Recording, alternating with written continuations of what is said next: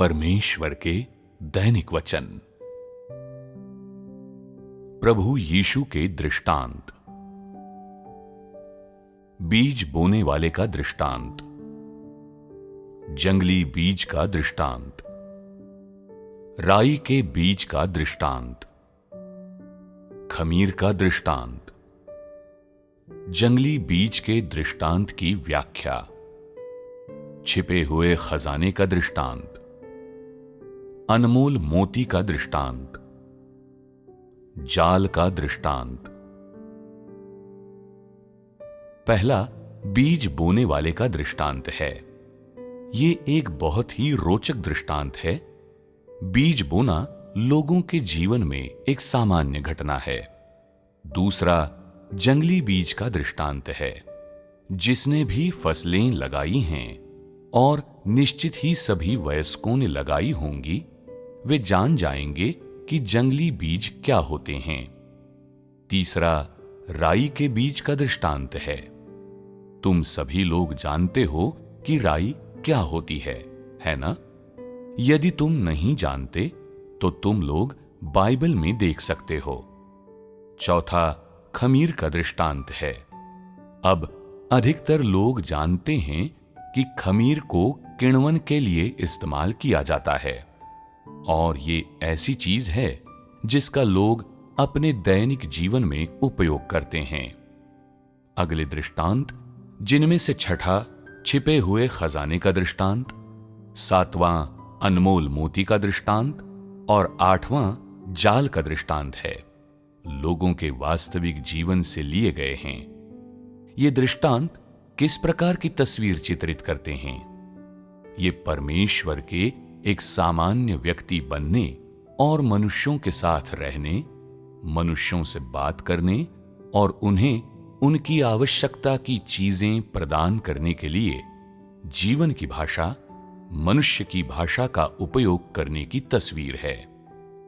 जब परमेश्वर देहधारी हुआ और लंबे समय तक मनुष्यों के बीच रहा, तो लोगों की विभिन्न जीवन शैलियों का अनुभव करने और उन्हें देखने के बाद ये अनुभव उसकी शिक्षण सामग्री बन गए, जिसके जरिए उसने अपनी दिव्य भाषा को मानवीय भाषा में रूपांतरित कर लिया।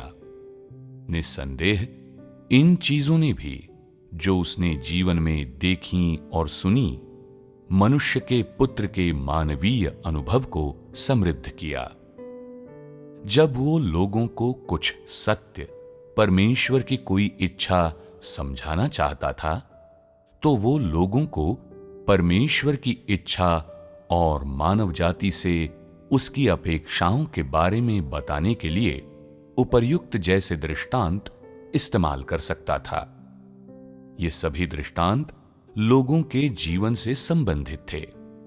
एक भी दृष्टांत ऐसा नहीं था जो मनुष्य के जीवन से अछूता था। जब प्रभु यीशु मनुष्यों के साथ रहता था, तो उसने किसानों को अपने खेतों की देखभाल करते हुए देखा था और वो जानता था कि जंगली बीज कौन से होते हैं और खमीर उठना क्या होता है। वो समझता था कि मनुष्य खजाने को पसंद करते हैं, इसलिए उसने खजाने और मोती दोनों रूपकों का उपयोग किया। जीवन में उसने बार बार मछुआरों को जाल फैलाते हुए देखा था। प्रभु यीशु ने इसे और मनुष्यों के जीवन से संबंधित अन्य गतिविधियों को देखा और उसने उस प्रकार के जीवन का अनुभव भी किया। किसी भी अन्य सामान्य मनुष्य के समान ही उसने मनुष्यों की दिनचर्या और उनके 3 वक्त भोजन करने का अनुभव किया था। उसने व्यक्तिगत रूप से एक औसत व्यक्ति के जीवन का अनुभव किया और दूसरों की जिंदगी को भी देखा। जब उसने ये सब देखा और व्यक्तिगत रूप से इसका अनुभव किया, तो उसने ये नहीं सोचा कि किस प्रकार एक अच्छा जीवन पाया जाए या वो किस प्रकार से अधिक स्वतंत्रता और आराम से जी सकता है। इसके बजाय अपने प्रामाणिक मानव जीवन के अनुभव से प्रभु यीशु ने लोगों के जीवन में कठिनाई देखी। उसने शैतान के अधिकार क्षेत्र में और उसकी भ्रष्टता के अधीन पाप का जीवन जी रहे लोगों की कठिनाई, दुर्दशा और विषाद को देखा। जब वो व्यक्तिगत रूप से मानव जीवन का अनुभव ले रहा था, तब उसने ये भी अनुभव किया कि भ्रष्टता के बीच जी रहे लोग कितने असहाय हैं, और उसने पाप में जीने वाले मनुष्यों की दुर्दशा को देखा और अनुभव किया, जो शैतान और बुराई द्वारा दी गई यातना में हर दिशा खो बैठे थे। जब प्रभु यीशु ने ये चीजें देखीं, तो क्या उसने उन्हें अपनी दिव्यता से देखा या अपनी मानवता से? उसकी मानवता सचमुच मौजूद थी और वो बहुत अधिक जीवित थी। वो इस सब का अनुभव कर सकता था और इसे देख सकता था, किंतु निस्संदेह उसने इन चीजों को अपने सार में भी देखा, जो उसकी दिव्यता है, अर्थात स्वयं मसीह प्रभु यीशु, जो एक मनुष्य था, ने इसे देखा और उसके द्वारा देखी गई हर चीज ने उसे उस कार्य का महत्व और आवश्यकता महसूस कराई, जिसे उसने उस समय हाथ में लिया था जब वो देह में रहा था। यद्यपि वो स्वयं जानता था कि जो उत्तरदायित्व उसे देह में लेना आवश्यक है वो बहुत बड़ा है, और वो जानता था कि जिस पीड़ा का वो सामना करेगा वो कितनी दारुण होगी। फिर भी जब उसने पाप में जी रहे मनुष्यों को असहाय देखा, जब उसने उनकी जिंदगी की दुर्दशा और व्यवस्था के अधीन उनके कमजोर संघर्ष को देखा, तो उसने अधिकाधिक पीड़ा का अनुभव किया और वो मानव जाति को पाप से बचाने के लिए अधिकाधिक व्याकुल हो गया। चाहे उसे किसी भी प्रकार की कठिनाइयों का सामना करना पड़े या किसी भी प्रकार की पीड़ा सहनी हो, वो पाप में जी रही मानव जाति को बचाने के लिए और अधिक कृतसंकल्प हो गया। इस प्रक्रिया के दौरान तुम कह सकते हो कि प्रभु यीशु ने उस कार्य को और अधिक स्पष्टता से समझना आरंभ कर दिया था, जो उसे करने की आवश्यकता थी और जो उसे सौंपा गया था। वो उस कार्य को पूरा करने के लिए अधिकाधिक उत्सुक भी हो गया जो उसे करना था। मानव जाति के समस्त पाप ग्रहण करना, मनुष्यों के लिए प्रायश्चित करना, ताकि वे अब पाप में न जिएं, और साथ ही परमेश्वर पाप बलि की वजह से मनुष्य के पाप क्षमा कर सके, जिससे उसे मानव जाति को बचाने का अपना कार्य आगे बढ़ाने की अनुमति मिले। ऐसा कहा जा सकता है कि अपने हृदय में प्रभु यीशु अपने आप को मानव जाति के लिए अर्पित करने, अपना बलिदान करने के लिए तैयार था। वो एक पाप बलि के रूप में कार्य करने, सूली पर चढ़ाए जाने के लिए भी तैयार था, और निस्संदेह वो इस कार्य को पूरा करने के लिए उत्सुक था। जब उसने मानव जीवन की दयनीय दशा देखी, तो वो बिना एक भी क्षण या क्षणांश की देरी के जल्दी से जल्दी अपना लक्ष्य पूरा करने के लिए और अधिक इच्छुक हो गया। ऐसी अत्यावश्यकता महसूस करते हुए उसने ये भी नहीं सोचा कि उसका अपना दर्द कितना भयानक होगा, न ही उसने कोई और आशंका पाली कि उसे कितना अपमान सहना होगा।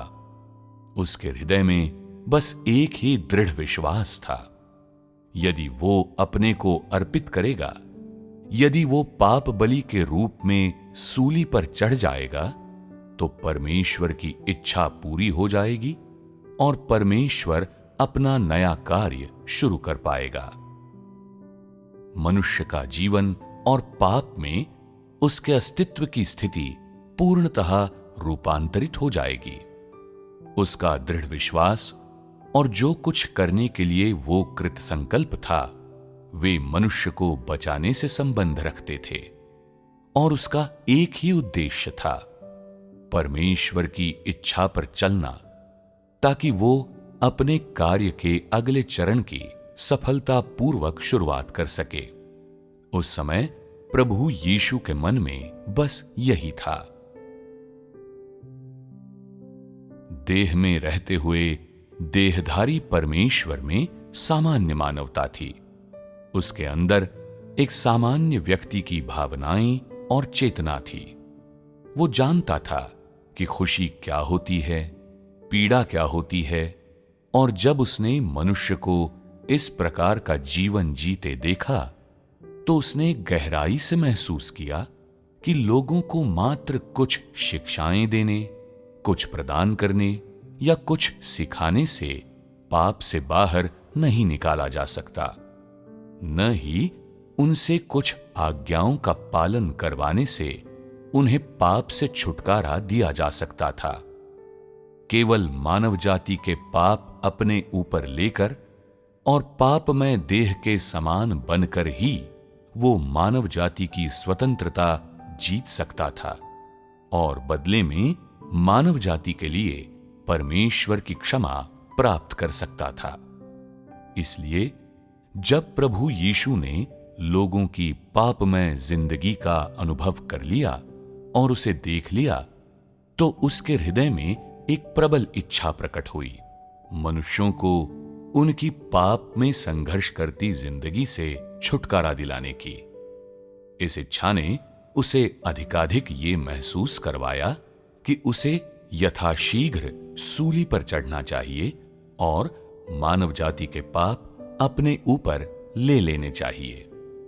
लोगों के साथ रहने और उनके पापमय जीवन की दुर्गति देखने, सुनने और महसूस करने के बाद उस समय प्रभु यीशु के ये विचार थे।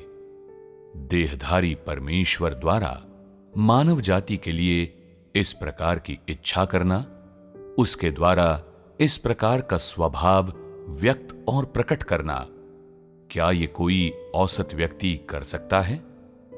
इस प्रकार के परिवेश में रहते हुए कोई औसत व्यक्ति क्या देखेगा? वो क्या सोचेगा? यदि किसी औसत व्यक्ति ने इस सब का सामना किया होता, तो क्या वो समस्याओं को उच्च परिप्रेक्ष्य से देख पाता? निश्चित रूप से नहीं।